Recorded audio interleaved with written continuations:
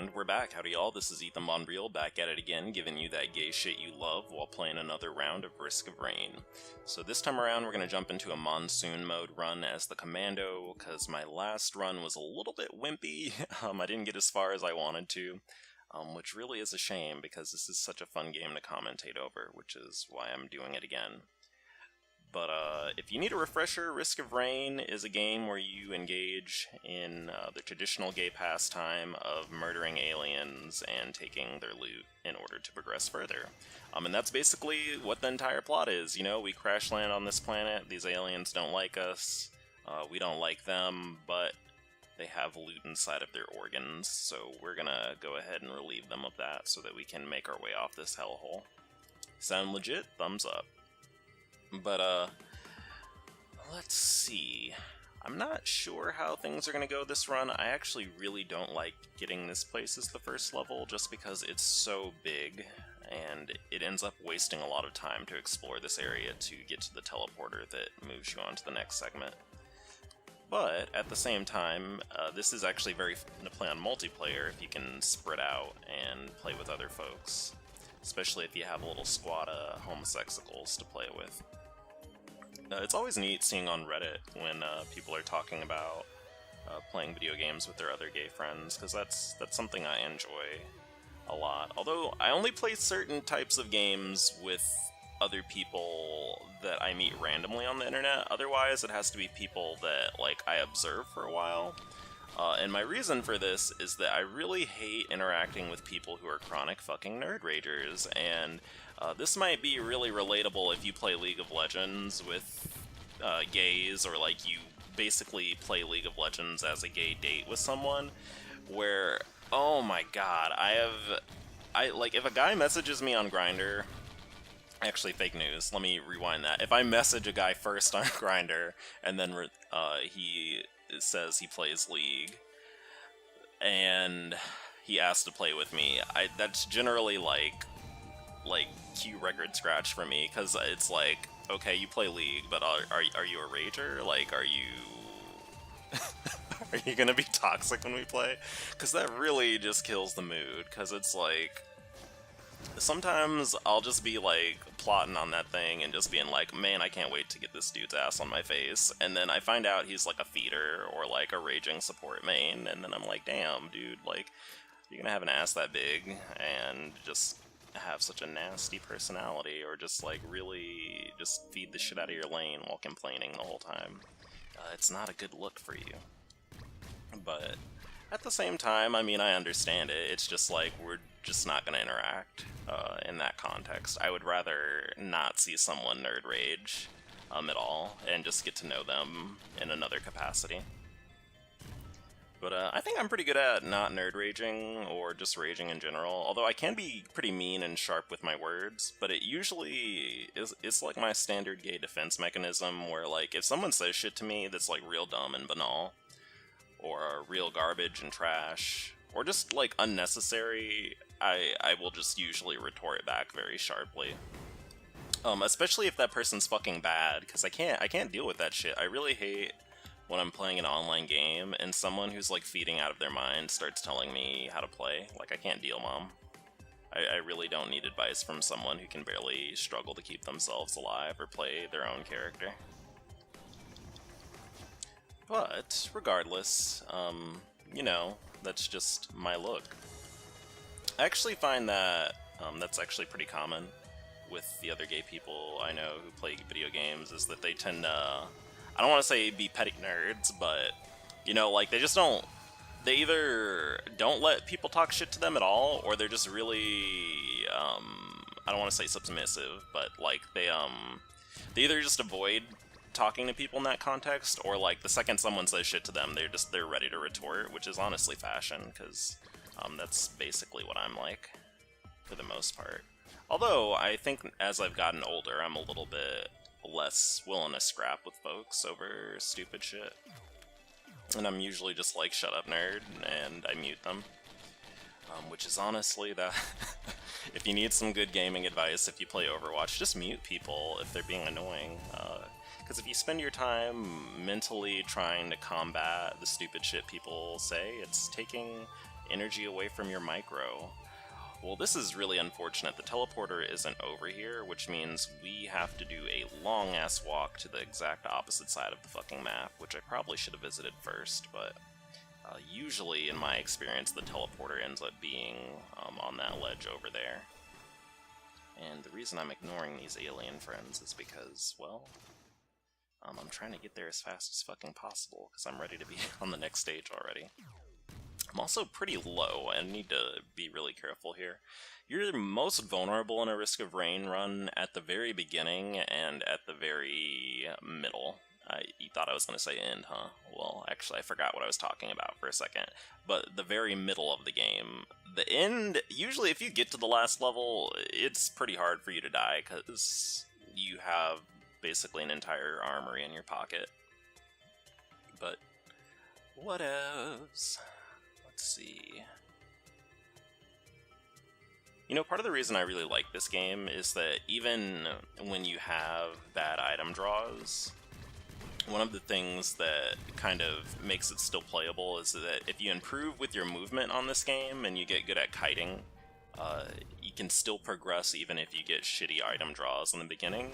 And most items end up oh my god, Mom, please. Mom, no! Well, we're doing it again. Alright, we gotta jump right back into this piece. So, that's what happens when it takes you too long to basically find the teleporter, is that the enemies start scaling too aggressively and it's very hard to deal with them. Like, I just got fucking face rolled the second that those spawned. But, you know, you just gotta get into it, fam.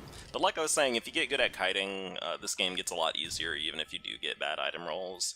Really, the main issue is time. The longer you take to get to an enemy, or get to the teleporter, and the longer it takes for you to murder your way across this planet, the harder the game gets. But if you don't have items or the levels to deal with it, then it is going to be a battle time. But I got a gay topic for y'all today. I guess I already talked about one, talking about fucking gay nerd ragers, but something I noticed, there was a thread on Reddit where someone, I thought they were joking, but they responded and they were basically like, actually, I'm not fucking joking.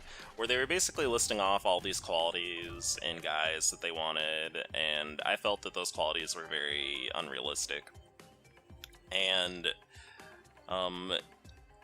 it actually reminded me of conversations I've had with people before, and just situations I've been in with people I know, where I find a lot of times guys are very, very, very extremely picky with not only like their romantic partners, but like the people they want to interact with and the things they do. And I've actually talked about this a little bit before in the past with my Earthbound videos, where I've said, you know, part of the reason why people are picky in this way is because a lot of us have this ideal guy in our mind that we feel will make us feel better if we're depressed or if our life isn't too great. And I'm not saying all of us feel that way, but that's a pretty common thing I've noticed in people I'm friends with.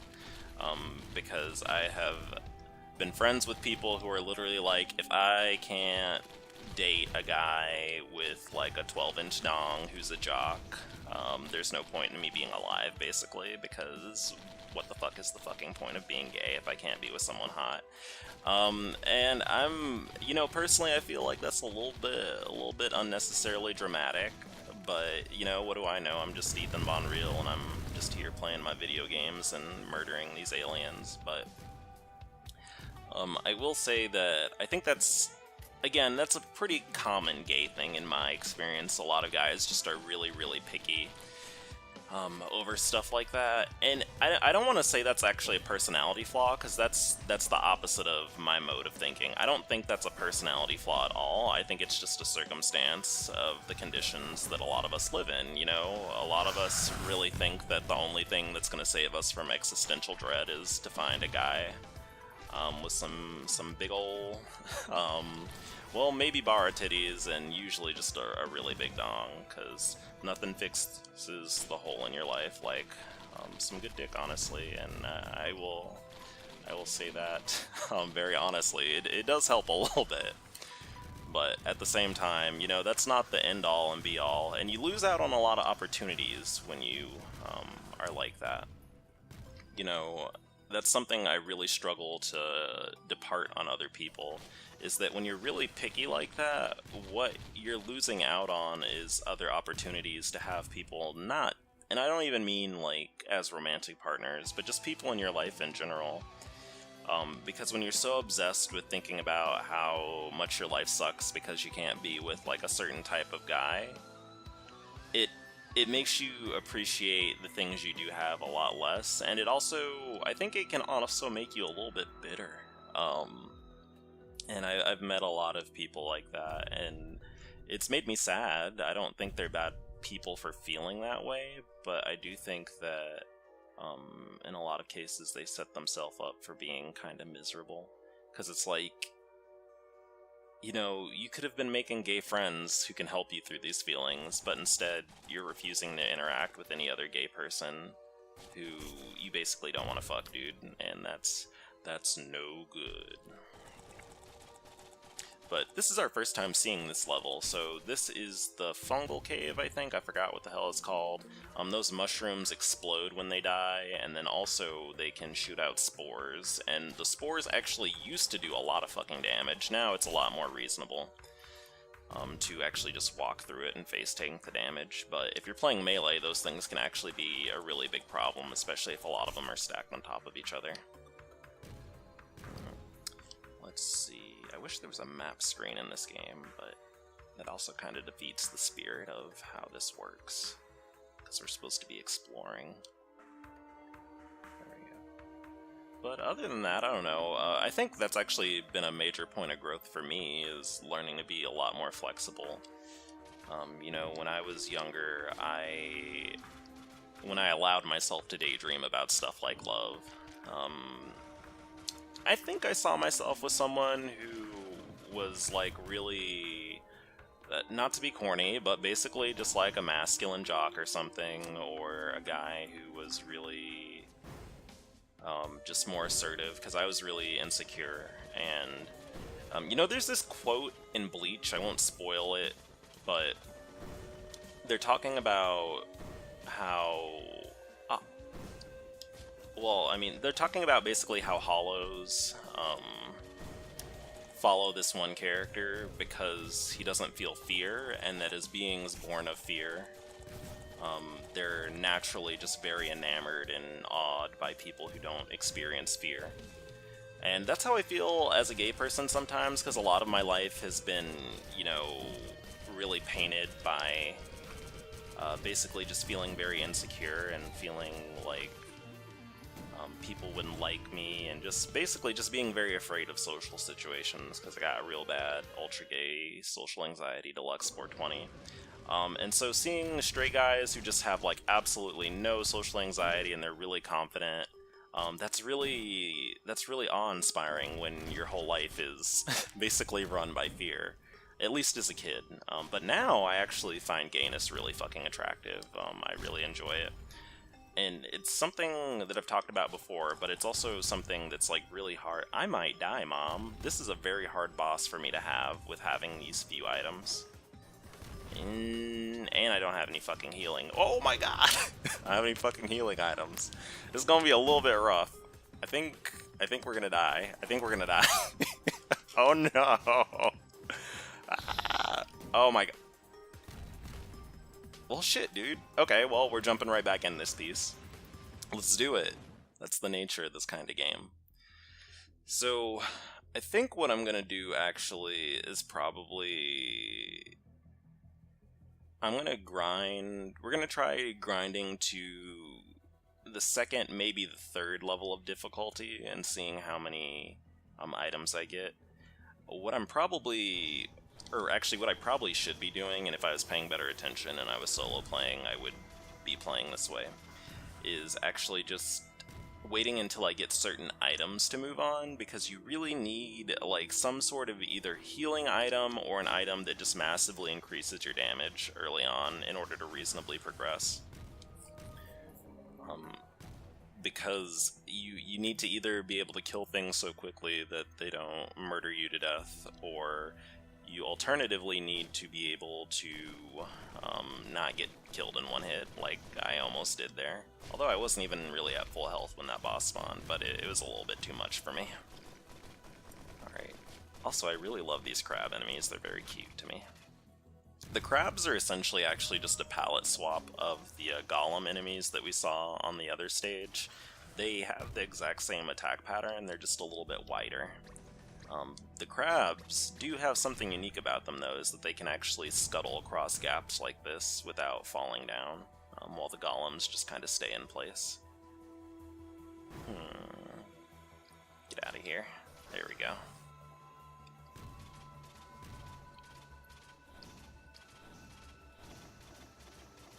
Oh, but I don't even remember what I was talking about. Shit, dude. I got too distracted by that giant lava snake that tried to kill me.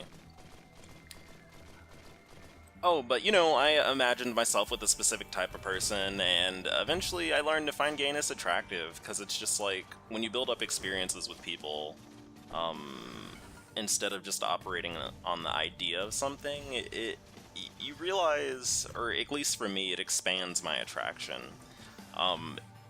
And this is something I can say now, knowing that when I was younger, I would have thought I was full of shit right now, because I can tell you for sure, if I said when I was younger, I really see myself being with someone who's probably kind of feminine, or just like, who's kind of, spoilers on my type, who's a little bit bitchy. I wouldn't have probably bought it. I'd be like, what the fuck, that doesn't make sense. How can I basically be with another woman? That doesn't make any sense. But at the same time, I get it now. I really get it, and it's something neat. And something I really struggle explaining to people is that, you know, someone can be really gay, and it isn't necessarily related just to gender presentation. Like, it's not necessarily just about being masculine or feminine, and that's really, you gotta open that fucking third eye, boys, because it's more than that. And I wish that people could really grapple with the reality that there's a gay experience that exists that isn't just solely predicated on the way you appear, but, you know, the way that we experience the world and how we relate to ourselves and others, because you know, it's fashion. It's the lives we live, and it's something that's really cool that we share with each other. Also, I broke my own fucking rule because I wasn't paying attention to what I was doing, but luckily the enemies on this stage are really fucking easy. So if we go to another stage, we're probably just gonna grind on that one too, because the next two stages are usually pretty easy to do. I would say that the Mushroom Cave is probably the harder of the two, but oh, a jetpack fashion. Let me grab that. Noom, noom, noom. Oh my god, I love it. You know, it's what I'm about right now. I fucking love this jetpack. It's a rare item, so that's why I'm so excited to get it. Normally when I'm playing by myself, I'll play on the mode where you can actually pick what items you get, just because it makes the runs go by quicker, and honestly, not to be a casual, it's a bit easier. But it's also just a lot more fun. You get to basically just do a bunch of wacky shit, like get a bunch of jetpacks and fly around with them, and dodge the crabs. Oh, shit. You need to be really careful when you're going down ladders into situations like that, because if you get hit by all of those things at once, it's very easy for you just to get insta-gibbed and hurt your own feelings really bad. But what else should I talk about? You know, I was on Grindr a while ago. I just peeked in to see if I got any messages, which I did in XD, but I just was in the mood to check it out. And this guy had... Actually, I'm a liar. I did get one message, it was just an ugly message. So apparently while I was gone, this one guy who I had met up with a while ago had messaged me, and basically was hitting me up and being like, when you gonna come suck this dick, boy? And then I was like, nothing. I didn't say anything because I wasn't fucking, you know, I wasn't on that app. And he basically just went on this entire ragey tirade about how whack I was for not basically being there to have sex whenever he wanted, and I just blocked him. And I've encountered that a few other times. I remember I met up with this dude like 2 or 3 years ago who was a party promoter, which should have been a red flag in my eyes, because that is gay party promoter for someone who's gay. That is 100% a thought job, incidentally, if you were curious. But he messaged me, and you know, we met up once, and then he just would not respect my boundaries, and he was just being very pushy and getting like really angry that I was not available to basically meet with him whenever he wanted, and so I blocked him too. And that's my general approach to things like that. You know, you can't let dudes walk all over you. And that's kind of one of the uglier parts of being gay, is that dudes can be really shitty to each other like that. And sometimes you can even see it in your friends, too. Sometimes I hear people I know talking about guys, and I'm like, damn, dude, like, do you really treat people like that? It's a little bit dubious, my dude. And I don't always say something immediately, because, you know, I don't always know the full truth, or the full story. But sometimes it's just, like, really, it's a little bit much. I don't really get how, well, actually I understand how some people get away with being really mean like that. It's because they're conventionally attractive, but you know, it's just be nicer to each other, XD. But I'm gonna put that line of thought on pause, because, you know, I'm really struggling with not getting murdered here, and I would really love to make it at least to the 3rd fucking level before I end this video, you know. There we go. I also guess I should give you some background on this game. I bought this game probably like 4 or 5 years ago. I think this is around the time I also played Terraria a lot with my friends. And I was in the phase of my life where basically I would just... I was in college still, but that wasn't... I don't remember if college was easy or hard at that point in time, but basically I would just... go to school, do stuff all day for the LGBT group, and also stay up till like 5 a.m. playing video games and masturbating. I was gonna say with my friends, but I don't masturbate with my friends. I played video games with my friends and then slapped my meat around a lot. And basically did not sleep at all. In fact, I don't know if I've talked about this in a video. I actually got bit by a spider when I was not when I was masturbating, actually. I got bit by a spider when I was in college, not during this period of time, but it wasn't poisonous, but it got infected, and I basically just got like a really big cyst, and I woke up with like a rotting hole in my chest, because I had put a band-aid, or I put bandages over it, and like an antibiotic, and was like, I'll be fine, XD. And then I woke up one morning and I was like, man, I feel really weird. And then I looked down and I poked my chest and I was like, where is the flesh that's supposed to be there? And then I lifted up the bandage and there was just a giant necrotic hole in my chest. I still have a scar from it too. But the reason I bring that up is basically I just did not really take very good care of myself at that point in time.